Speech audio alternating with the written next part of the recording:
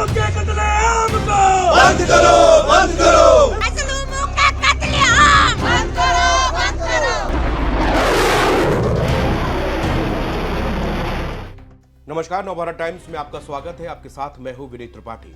22 अप्रैल के दोपहर 3 बजे जम्मू कश्मीर के पहलगाम में जिस तरह से आतंकवादियों ने कायराना हरकत की, जिससे कि 26 लोगों की अब तक जान जा चुकी है। इसके बाद लगातार भारत सरकार पाकिस्तान को मुंह तोड़ जवाब देने के लिए अब तक कई बड़े कदम उठा चुकी है।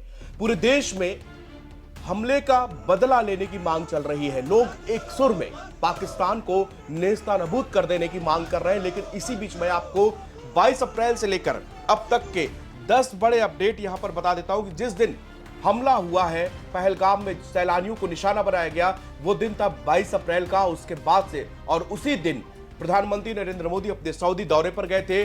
जब उनको जैसे ही इस हमले की इंफॉर्मेशन मिलती है, प्रधानमंत्री तुरंत रातों रात वापस सऊदी अरब का अपना जो ट्रिप था, 2 दिन की उनकी यात्रा थी, उसको छोटा करके वापस आते हैं और एयरपोर्ट पर ही बैठक करते हैं। पहली अपडेट यहां से शुरू होती है, टाइमलाइन। उसके बाद में अजीत डोभाल और एस जयशंकर के साथ में जो मीटिंग एयरपोर्ट पर हुई, उसके बाद देर शाम को फिर से सिक्योरिटी काउंसिल की मीटिंग होती है, जिस पर एक सुर में सभी अधिकारियों ने यह कहा कि पाकिस्तान ने जिस तरह से कायराना हमला किया है, इसका भारत मुंह तोड़ जवाब देगा।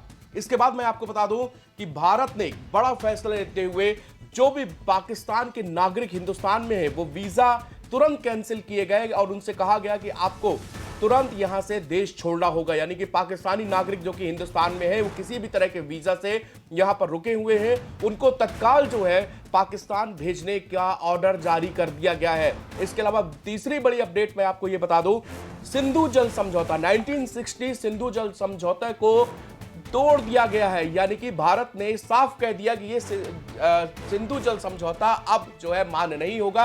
भारत ने वो समझौता भी रद्द कर दिया गया है। चौथी बड़ी अपडेट मैं आपको बता दूं कि पाकिस्तान में 23 तारीख से ही 22 को हमला होता है और 23 तारीख से ही वहां पर हाई लेवल की मीटिंग की गई। आज 24 तारीख को भी वहां पर पीएम शहबाज शरीफ जो है और बाकी सिक्योरिटी की टीम मीटिंग कर रही है और गीदड़ भभकी दी जा रही है। उन्होंने कहा कि भारत जो है बिना किसी सबूतों के और हम पर आरोप लगा रहा है। इस तरह के उधर से बयानबाजी की जा रही है। साफ तौर पर डर झलक रहा है पाकिस्तान का, क्योंकि अब जिस तरह से भारत ने एक्शन लेने की बात की, चौतरफा भारत जो है वो पाकिस्तान को बेनकाब कर रहा है और इस पहल में पूरी दुनिया की जो बड़ी महाशक्तियां हैं वो भारत के साथ मिली हुई है। ट्रंप ने भारत को साथ पूरा का पूरा समर्थन दिया है, पुतिन ने पूरा का पूरा समर्थन दिया है, इजराइल ने समर्थन दिया है, सऊदी अरबिया ने दिया है, यूएई ने दिया है, ईरान ने दिया। ये वो कंट्रियां हैं जो इस्लामिक कंट्री है, लेकिन इन लोगों ने भी इस आतंकवाद के खिलाफ भारत का साथ देने का वादा किया है। दूसरी अपडेट मैं आपको यहां पर बता दूं कि अब भारत ने अपना दूतावास बंद करने का भी फैसला कर लिया। यानी कि डिप्लोमेटिक टॉक भी अब नहीं होगी। यह भी एक बहुत बड़ा फैसला बताया जा रहा है भारत की तरफ से कि अपने जो हमारे वहां पर दूत है उनको वापस बुलाया जाएगा और जो इस्लामाबाद में हमारा सेंटर है, हमारा दूतावास है, उसको एम्बेसी को तत्काल जो है बंद कर दिया जाएगा। तो ये एक बड़ा जो है भारत ने 3 तरफ से पाकिस्तान को घेरा है। हर तरह की बातचीत बिल्कुल खत्म हो जाएगी। बातचीत खत्म होने के बाद में यहां पर अब जो है निर्णय लेंगी सरकार और आला कमान कि किस तरह से पाकिस्तान से बदला लिया जाए। इसके अलावा मैं बता दूं कि विदेश मंत्रालय के प्रवक्ता विक्रम मिस्री ने साफ बताया कि सिंधु समझौता जो 1960 का, उसको तत्काल प्रभाव से निलंबित कर दिया गया है। इसके साथ ही विदेश मंत्रालय का कहना है कि सार्क वीजा छूट, जिसको कि SVS के तहत पाकिस्तानी नागरिकों को भारत की यात्रा करने की अनुमति नहीं दी जाएगी। पाकिस्तानी नागरिकों को पहले से जारी किए गए किसी भी वीजा को रद्द माना जाएगा और 48 घंटे के भीतर उनको भारत छोड़ना होगा। नई दिल्ली स्थित पाकिस्तानी उच्चायोग के रक्षा, नौसेना, वायुसेना सलाहकारों को अवांछित व्यक्ति घोषित किया गया है। ये देखिए कितना बड़ा एक भारत ने ये स्टेप उठाया है कि उन्होंने कहा कि 1 सप्ताह के भीतर आपको भारत छोड़ना होगा। इसी तरह भारत ने इस्लामाबाद में स्थित अपने सैन्य सलाहकार और 5 सहायक कर्मचारियों को भी वापस बुला लिया है। तो ये जो है एक अब दोनों देशों के उच्चायोग की कुल कर्मचारियों की संख्या 55 से घटाकर 30 की गई है, जो कि 1 मई से ही प्रभावी किया जाएगा। सीसीएस ने देश की समग्र सुरक्षा समिति की समीक्षा की और सुरक्षा बलों को सतर्क रहने का निर्देश दिया गया है। रक्षा मंत्री ने कल ही कह दिया था कि हम पूरी तरह से अपनी तीनों सेनाओं को अलर्ट मोड पर रखे हुए हैं, क्योंकि ये जो हमला हुआ है ये हमारी आत्मा पर हमला किया गया है।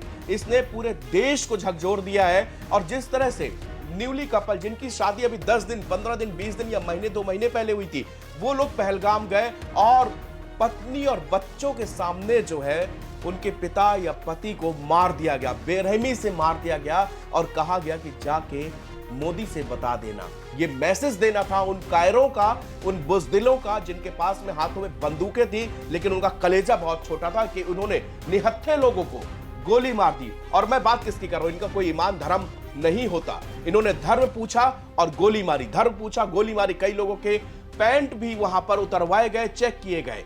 कुछ लोग ऐसे भी जानकारी सामने आई कि जिन्होंने कलमा पढ़ लिया लेकिन वो हिंदू थे और वहां से उनको छोड़ दिया गया।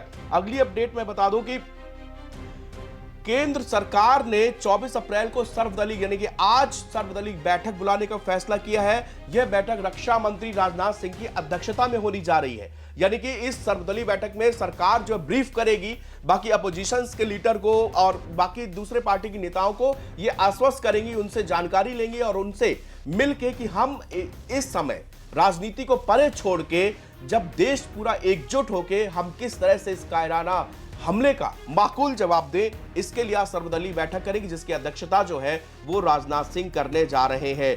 सूत्रों ने यह भी बताया है कि अवगत कराया कि गृह मंत्री अमित शाह ने निर्देश दिया कि पहलगाम आतंकी हमलों के जिम्मेदार के खिलाफ यथासंभव कार्रवाई की जाए और हर संभव तरीके इस्तेमाल किए जाए। और इसीलिए कल जो है पुरी और बारामूला में एनकाउंटर हुए थे, जहां पर इन्फ्लेशन की कोशिश की जा रही थी, वहां पर फिर से घुसपैठ हो रही थी। और आज मैं आपको बता दूं कि साउथ कश्मीर में सुबह से ही अर्ली मॉर्निंग से ही वहां पर सेना की कॉम्बिंग स्टार्ट हो चुकी है। सेना मुंह तोड़ जवाब देने के लिए चप्पे चप्पे छान रही है कि वो सब जो भी दक्षिणी कश्मीर का हिस्सा है, जो कि पूरा पहाड़ी और डेंस फॉरेस्ट वाला हिस्सा है, वहां पर ड्रोन, हेलीकॉप्टर, खोजी कुत्ते और अलग अलग टीमें सुरक्षा बलों की वो आतंकियों की शिनाख्त कर रही। जिन 2 आतंकियों के स्केच जारी किए गए थे उनके खोज की जा रही, क्योंकि यह बताया जा रहा है कि अभी भी वो कहीं आसपास ही छिपे हैं, यहां से वो निकल नहीं पाए हैं, यानी कि बॉर्डर क्रॉस नहीं किया उन्होंने, है यहीं पे। अब उनके सर्च ऑपरेशन जारी है और सेना ने, सुरक्षा बलों ने,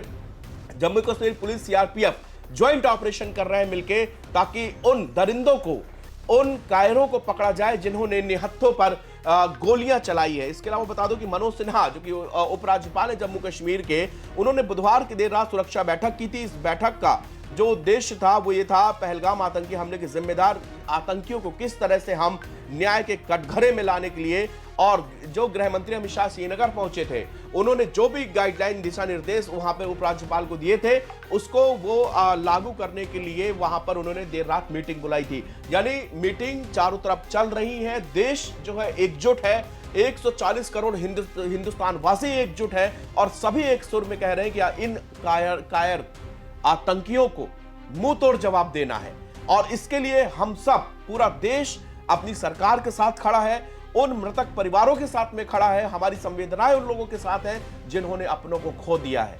वो तस्वीरें सामने आ रही जो दिल दहला देने वाली है, जिसमें जो है ताबूत के बंद उनके शव आ रहे हैं और उनकी पत्नियां, बच्चे, घर में एक बिखराव, बिल्कुल वो लोग बेसुध हो रहे हैं। वो तस्वीर देख के क्या किसी ने सोचा था कि वो हनीमून मनाने गए, घूमने गए हैं और कफन में लौट के वापस आएंगे। फिलहाल जम्मू कश्मीर पहलगाम हमले को लेकर एक एक अपडेट के लिए अपना भारत टाइम्स में बने रहिएगा।